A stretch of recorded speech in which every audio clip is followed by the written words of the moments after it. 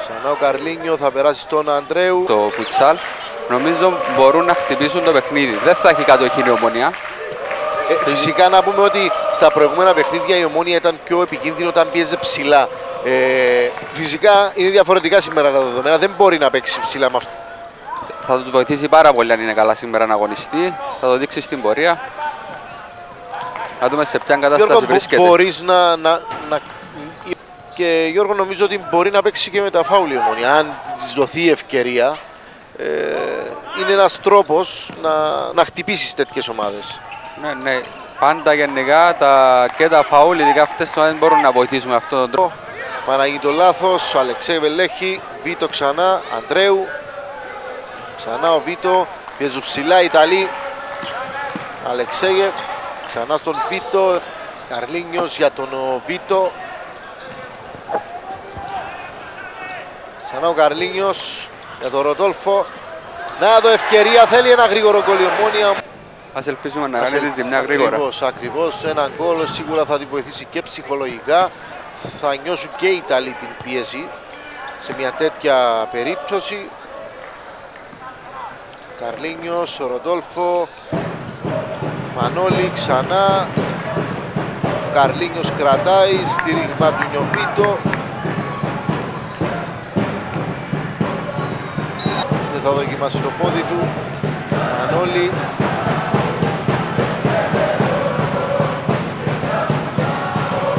Και για μια θέση στην τετράδα.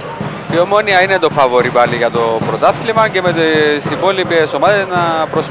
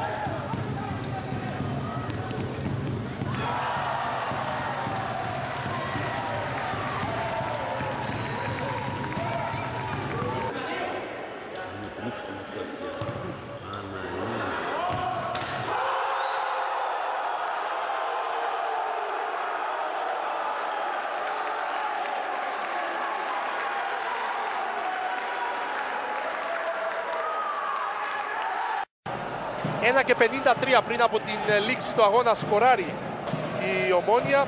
Ξανά προβάδισμα 2-3 για τους πράσινους σε μια φάση που δεν μύριζε γκολ. Να εδώ η επανάληψη Β, ο οποίος έκανε την αγαπημένη του κίνηση.